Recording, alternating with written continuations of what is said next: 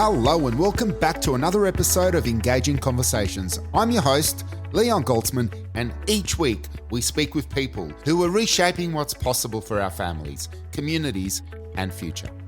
Today's episode is a reminder of something deeply Australian, mateship, not as nostalgia, but as a living value we need now more than ever. Today's special guests are Christopher Williams and Anne Victoria, the creative duo behind Karey Kareful, a series of beautifully illustrated storybooks bringing joy, hope, and resilience to children with special needs.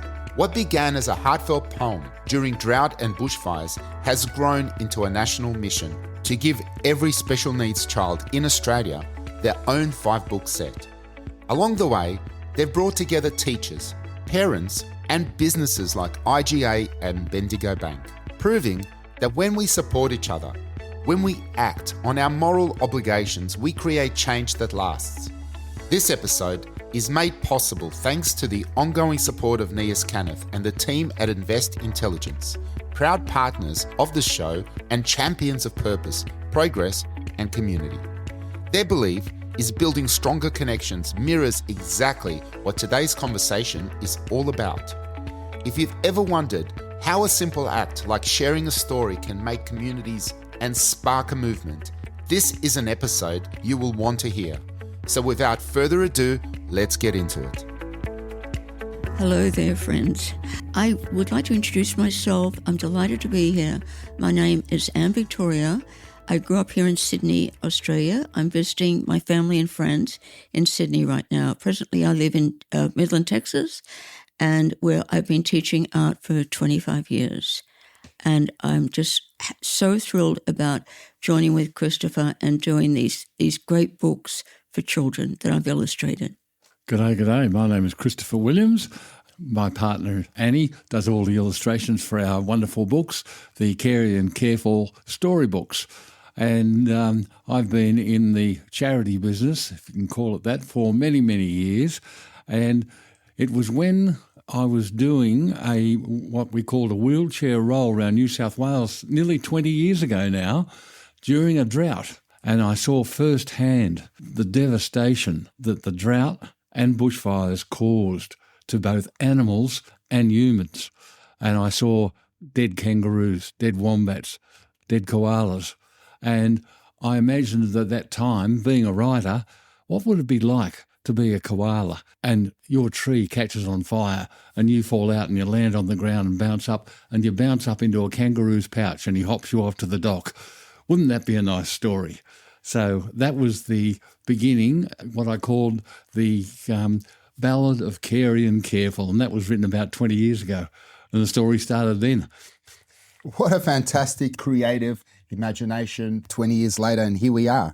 Your life stories seem to have shaped the heart behind the project, and anyone who's read or come across those books will easily see that. Well, as I was saying, seeing it firsthand really had an impression on me. And a few years later, the then tourism minister asked me if I would do a documentary, get a documentary prepared for mobility tourism, for people in wheelchairs who couldn't get around, to show them where in New South Wales they could actually go and have a great holiday.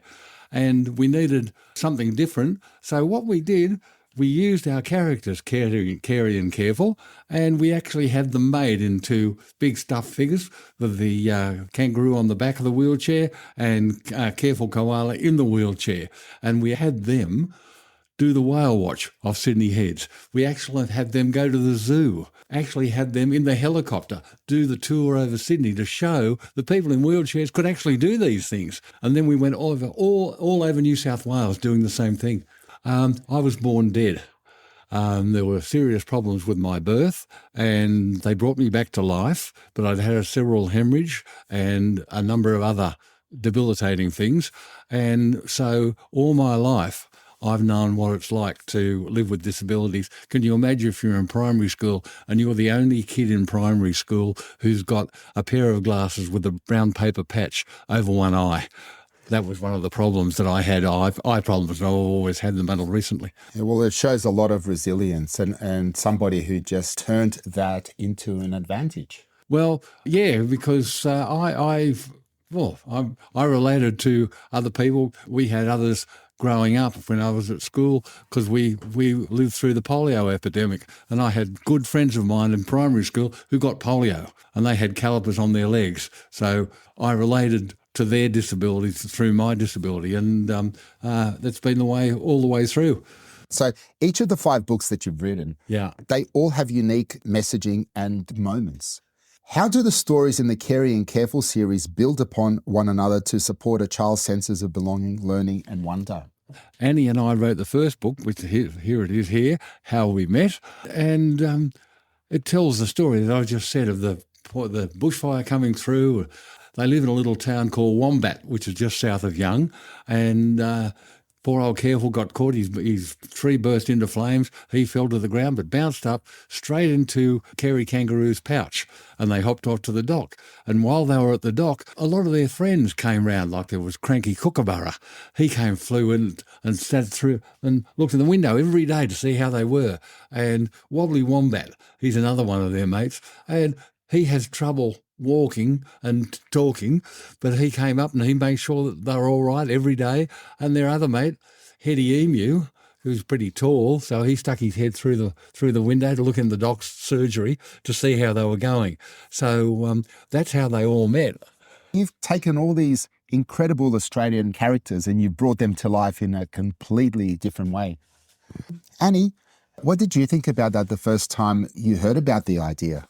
Always wanted to do children's illustration. The work that I'd done before was primarily commercial work, large murals or private work in homes, in private homes. When I read Chris's story, it was so different. It had such appeal and a lot of tenderness to it when that little koala got caught and injured, and suddenly he's got a newfound friend who takes him to the country dock. He loses an eye. He now is wearing an eye patch for the rest of his life. And on top of that, he's in a wheelchair. I'd never thought about anything like that. And I thought, what an unusual, great story. It really caught my heart. And so from then on, all I wanted to do was illustrate every page as well as I could. I've seen the books. I've got the 5 books. And every page connects me to what it's like in the real world. And I can see how this can help so many people. Now, these books are already making an impact in special needs classrooms across Australia. What has been the response from the teachers and schools working with children with special needs? Oh, it's been outstanding. One teacher here in Sydney, Susie Bell, a special children's teacher, autistic children, was quite amazed by it. Her reaction, it was to the effect that all children, not just autistic children, just love the book so well because it is about mateship and helping this injured animal. And they form this great friendship. And that's when the beginning of the book starts and you go along their trail of all the different characters that they meet upon their journey. Yeah. I personally think they should make a cartoon or a mini-series from it because they really are touching and inspiring. That has been spoken about already. That's one of our goals, actually, a big goal, is to reach that. And maybe not this year, but certainly next year, we would love to have that made as a cartoon. Definitely something to look forward to. So the Karey and Kareful initiative is much, much more than a series of just storybooks. What is the mission behind the Karey and Kareful Foundation, and how do you envisage it supporting families and schools nationwide? The reason why we've decided to set up as a foundation is that sooner or later, myself, and Annie, because we're getting on a bit, we're going to run out of energy, and we wanted this thing to live forever. And so we took advice from various people. Our mentor and patron, Bill Moss, AO. He was the one who suggested we go down this path, and we've had fantastic support in setting it up so it'll keep going. And the idea of the foundation is to provide every, first of all, New South Wales special needs child with their own 5-book set, and that's about, within 5 years, that'll be about 200,000 kids who'll have their 5-book sets, and then eventually probably another couple of 100,000 Australia-wide.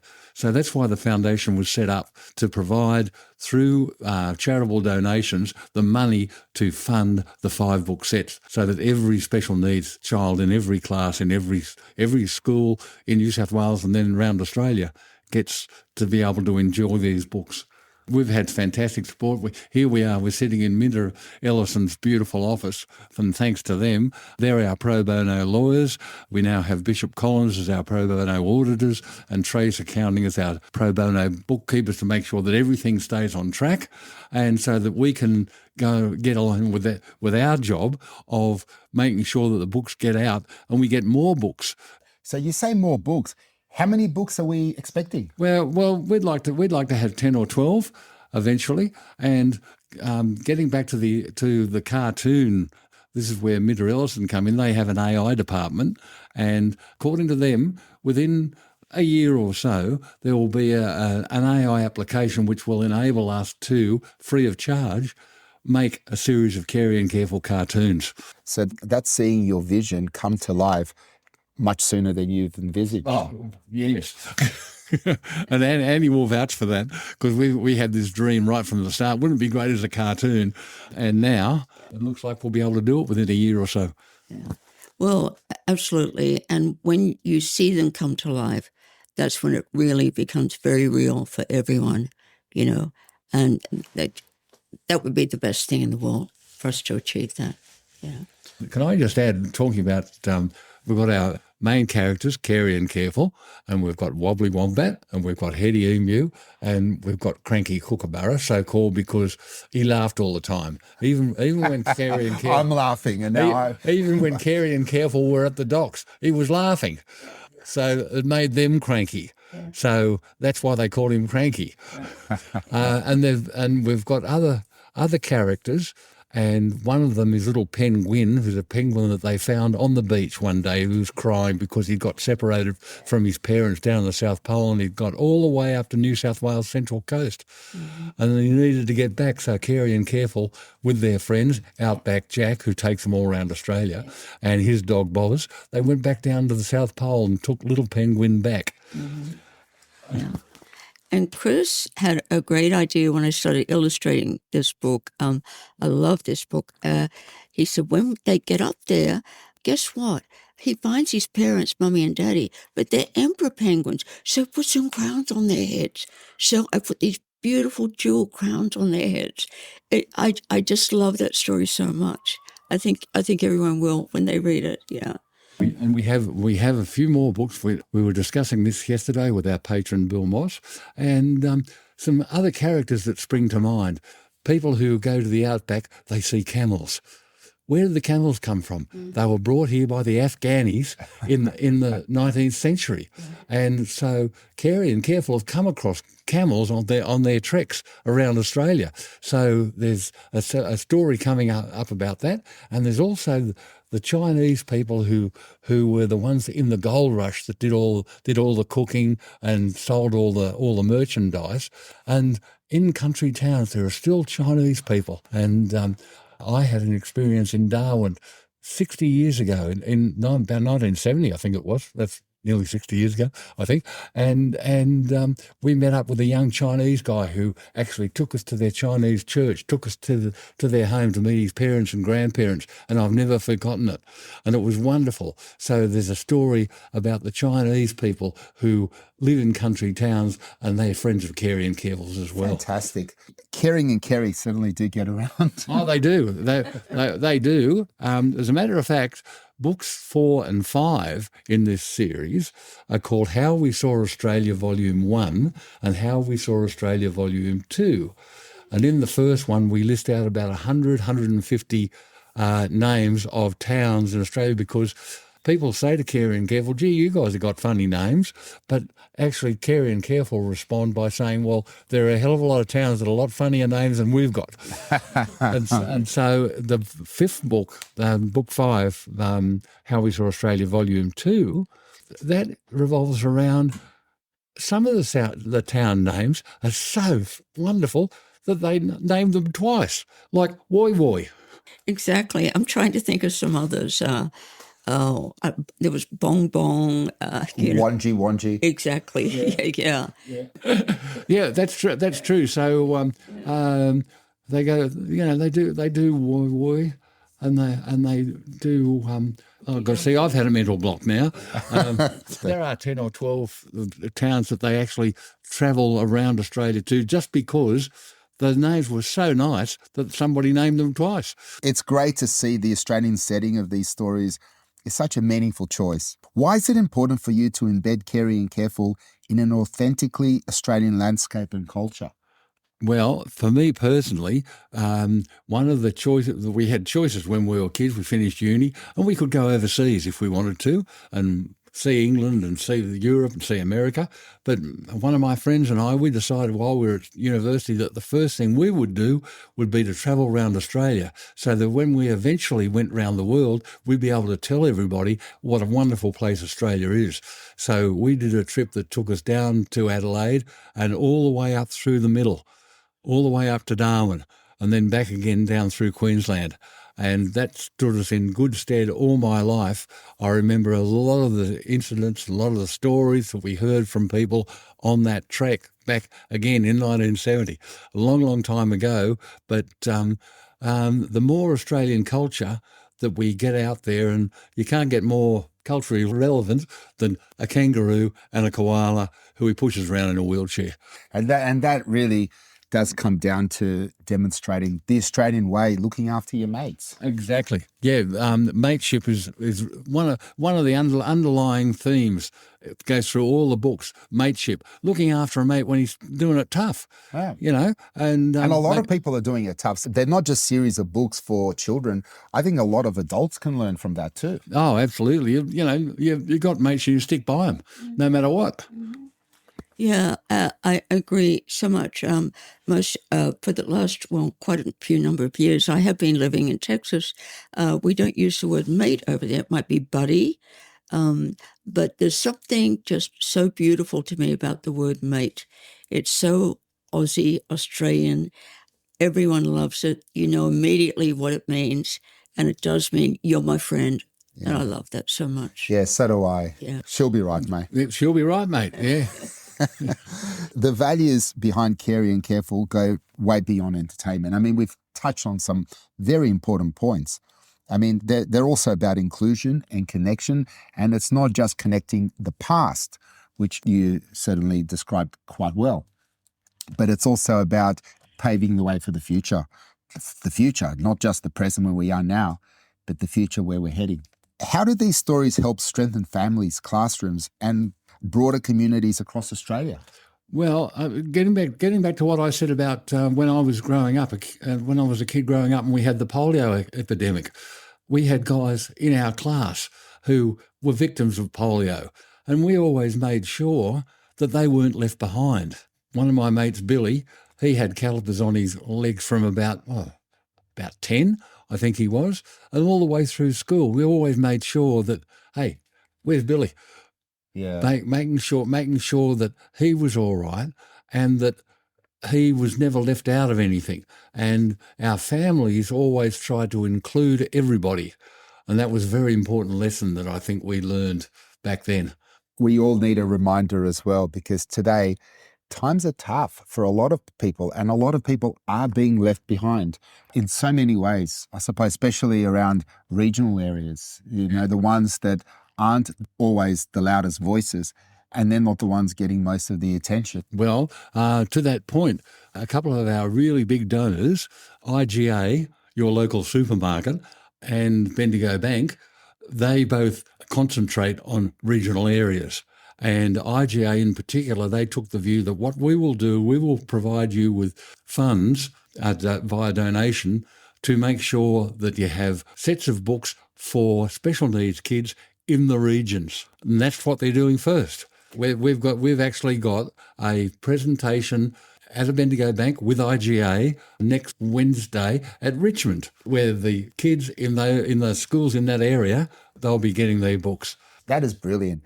And what's interesting is you've got companies from different industries coming together to support an incredible cause. Yeah, we couldn't be more grateful. That's very, very inspiring. It certainly is. And actually, this is something that you mentioned at the beginning of this talk, how actions speak louder than words. And you're exactly right. You're spot on, because that's exactly what Chris has got going. And it's through so much determination on this gentleman's half. This is what I love about doing what I do, because I get to meet incredible people, and not people who just say they're going to do something, but people who are actually doing it.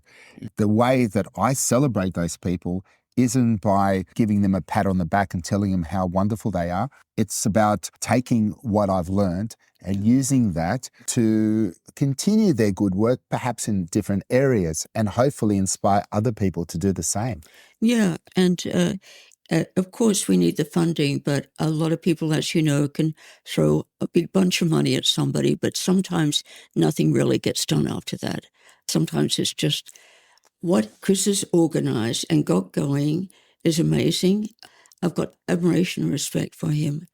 And I'm just lucky that I'm on this journey and doing the books. And it is a legacy, like you said before. It's our legacy, yeah.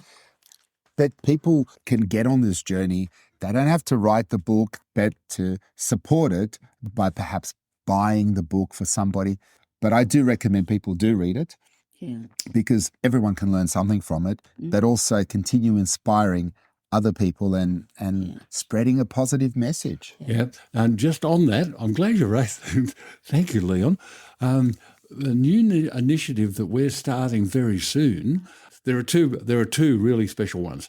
The first is, as Annie said, the Celebrity Readers Program. And for example, Annie's done a celebrity reading. I've done one. Our board members have done one, and they're going up on our YouTube channel, where our host, young Angus, he's done one. And also the Mayor of Gosford, who's a lovely fellow, but he's Scottish descent, and to hear him read How We Saw Australia Volume 1 with 150 really funny town names in a Scottish accent is brilliant. So we've got the Celebrity Readers Program, and we have a list of celebrities, politicians, sports people, etc., etc. And the other one that we're doing, this brings us back to the grassroots, if you like. It's called the Reading Appreciation Forum. And what we mean by that is we would like people who would like to help. They can make a donation if they would. We'd love them to make a donation, but we would like their time. Most people know a family with could be a neighbour, could be a relative, in a special needs class. And as I said, there are 3,000 special needs kids now in New South Wales who have their set of books, and we're looking for volunteers who will join us in this forum and put their hand up and say, hey, I've got 5 weeks. I'm going to read to one of the kids I know, with his parents' permission, of course, one of the Karey and Kareful books every week for 5 weeks. That's a great challenge. That'll certainly keep the kids off the screens. I'm sure every parent would love that. Yeah, we'd like to hear from anybody who would like to be involved in the Reading Appreciation Forum, to join us in that forum. And as I said, stick their hand up and say, yeah, I know somebody. I'll get together with them and read those books over 5 weeks, a book a week for 5 weeks. And you know what? We're going to put some information in the show notes, and we might even help get that message across other ways as well. So let's see what we can do. Yes, we do want support. We absolutely love getting support. It just helps us grow and actually feel more stronger and confident about achieving really our goal. And we have many goals to complete. And the thing is, with goal setting and with helping people, which is what you're asking for support, the thing is about support is when people do something good for others, and we've seen the pattern over and over and over again. We've talked about it on our previous podcast, that when you do good for others, you're actually doing good for yourselves. Oh, absolutely. Yeah.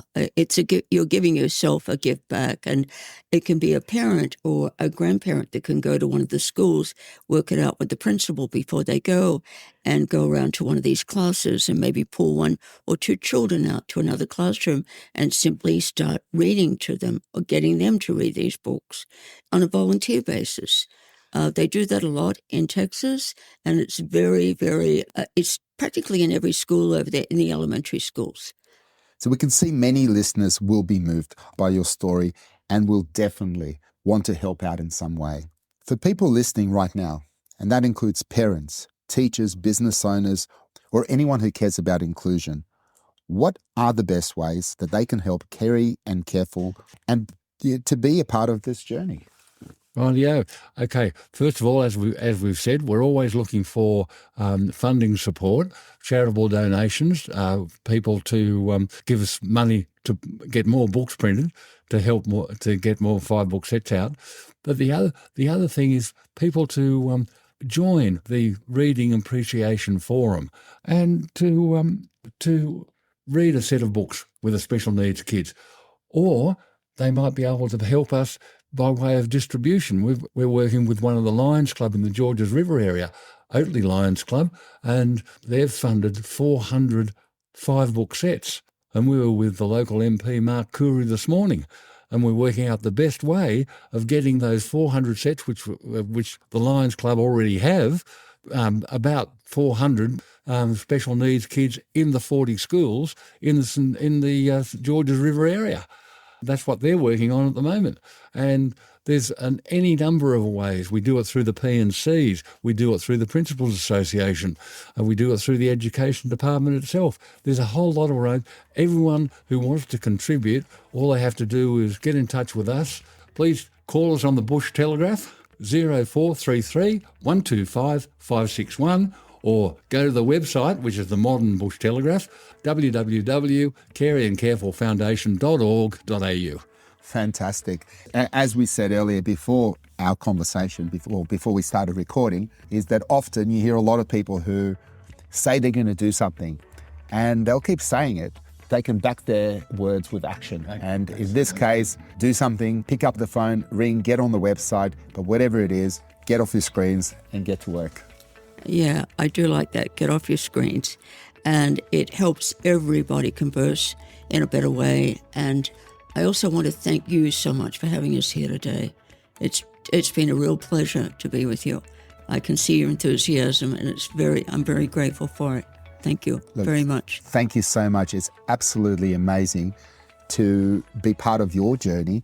And I'm very confident that this is not just a journey for us, it's creating a movement. Yeah, you see, as we've talked a lot about in the last half hour or so, reading is our bag. Reading is really important, and not enough reading is being done these days. So the message that we would like people to take away is that these books, as one of our special needs teachers said when she first saw them, for our special needs kids, terrific. But I think that every kindergarten kid should have these books to read. So we'd like to make sure that there's an opportunity for all kids of all ages to read the Karey and Kareful storybooks. Well, thank you very much for coming on. I'm already getting plenty of ideas and a lot of people that I can reach out to. I'm inspired by what you're doing. Thank you. We find you inspiring, Leon. Thank you so much. Thank you. And the future is bright ahead. Thank you so much. Yeah. And how good is that? What a moving conversation with Christopher Williams and Anne Victoria. And a powerful reminder that mateship, inclusion, and community spirit aren't just values from the past. They're the building blocks for the kind of Australia that we want to see in the future. We explored how Karey and Kareful grew from a heartfelt poem during drought and bushfires into a national mission, one that already brings joy, hope and resilience to special needs children across the country. Their work shows what happens when creativity meets compassion and when businesses and individuals step up to help each other. If you'd like to get involved, visit the Karey and Kareful Foundation website, join the Reading Appreciation Forum, sponsor a set of books, or simply share this story with someone who can help it grow. Every action counts. And I want to hear from you too. What did this episode spark for you? How do you think we can keep mateship alive in today's world? Email me anytime at leon.goltzman@ecohq.com.au, because this podcast isn't just about the voices we feature. It's about the community that we're building together. So if this conversation resonated, do 3 quick things. Follow the show on your favourite platform. Yes, we're available on all the major ones. Share this episode with someone who believes in the power of community and leave a quick review to help others find and join the conversation. Special thanks once again to Nias Kenneth and the team at Invest Intelligence, proud supporters of this podcast and champions of purpose, progress and connection. And stay tuned for our upcoming episodes, including inspiring women tackling work in industries traditionally dominated by men. These are the kinds of conversations that will challenge what you think and know, leave you inspired, and maybe even change the way you see the world. I'm Leon Goldsman, and until next time, let's keep showing up, let's keep helping each other, and let's keep building the Australia that we all want to be a part of together.